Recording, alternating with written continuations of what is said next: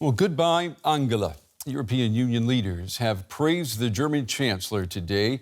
She's attending what is likely to be her final European Union summit. After 16 years in office and more than 100 summits, heads of governments have been celebrating Angela Merkel's legacy. A fist bump to say goodbye. German Chancellor Angela Merkel was treated to a fond farewell as she attended what is likely to be her final European Union summit as the leader of Germany. Her departure comes at an uncertain time for the EU. In her speech to the European Council, Merkel revealed she was worried about the bloc's future.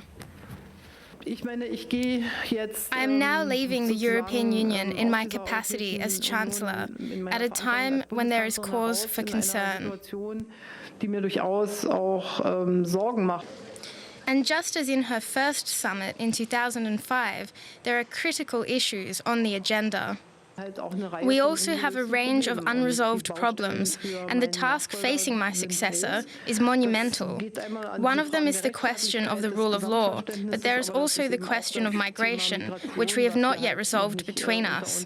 This is an area where we are, of course, still vulnerable from the outside. Over her many years in office, Merkel has dealt with her fair share of challenges too. From the Eurozone crisis in 2009 to the migrant crisis in 2015, her response to these events has earned her a reputation as a steady hand steering the EU through troubled times. Her calm and stoic brand of diplomacy has drawn praise from around the world. It is a testament to your character that you'd probably enjoy working at a meeting of the European Council more than being the center of attention like this. But I was proud to honor you with a Medal of Freedom for your commitment to what the alliance between the United States, Germany, and Europe can mean to the world. Seen by many as the EU's de facto leader and a bastion of democratic values, Merkel's absence will be felt as the bloc confronts the many challenges that lie ahead of it. I want to go now to Barbara Vazel. This is an auspicious occasion, isn't it, Barbara? I mean, we just saw there the former U.S. President Barack Obama.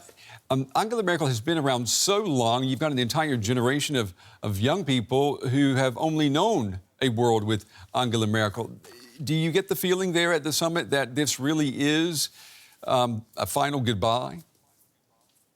Yeah, the leaders here in Brussels did make this a momentous moment. I mean, they were praising her to the rafters. We saw how Barack Obama got this so nicely, saying that she really hates being at the center of attention, but she had to suffer through it today because they were calling her a beacon of light. They were calling her a shining example, a haven of peace, of calm, and everything that they could possibly think of. And Council President Charles Michel even came with the fantastic European Council without Merkel, European Union without Merkel is like the Paris without the Eiffel Tower. It's like Rome without the Vatican. I mean, could you ask for more?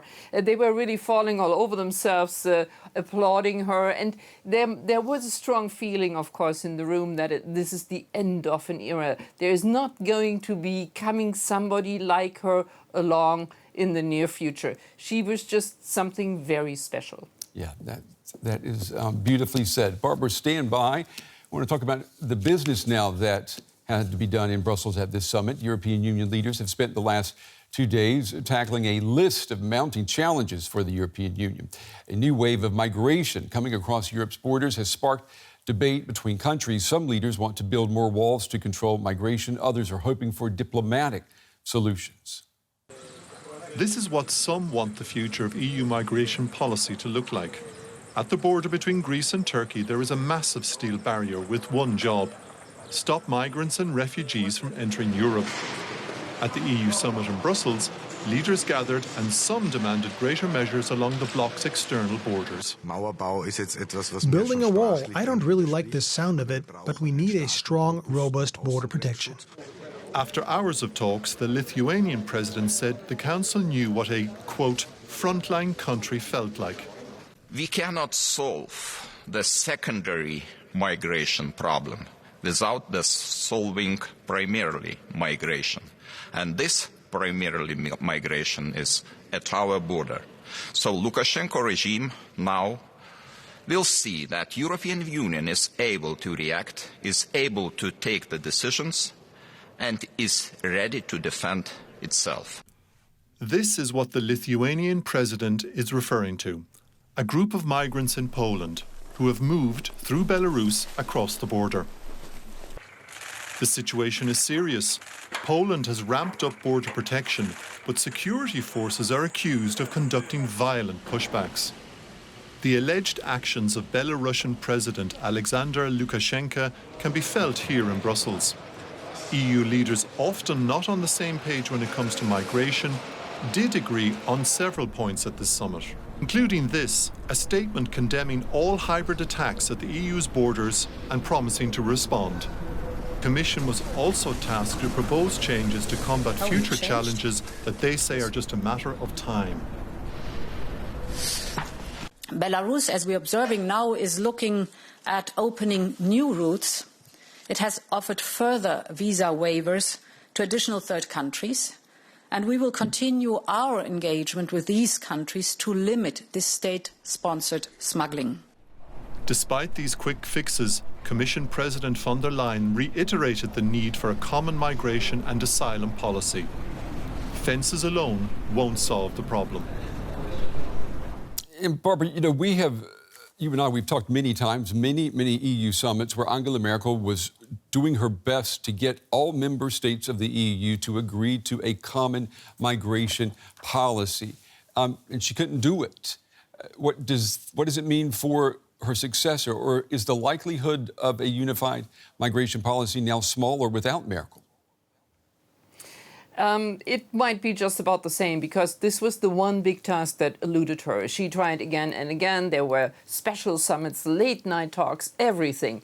But it never led to anything, because there's too much emotion involved. Nationalism, populism, xenophobia, fear, all these things that sort of drive countries apart instead of pulling together and saying, we need to solve this. I mean, they talk about solving this together, but they never really meant it. And it's going to stay like this in the foreseeable future.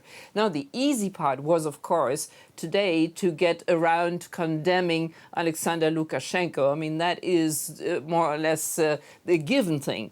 There are also going to be more sanctions against him. They're going to try to turn the screw a bit more. And they will try to talk to the third countries where these migrants come from. Iraq, partly the Kurdish area in Turkey, and other areas where they have partners they can talk to and say, can we discourage people from coming? Can we stop airlines transporting these people? So that is the solution they're looking for. What they hardly talked about was the dire humanitarian situation on the border and what to do with the migrants once they're there, once they're in Europe, how to distribute them. That was as unsolved as ever. Our Brussels correspondent, Barbara Vazel, with the latest tonight. Barbara, as always, thank you.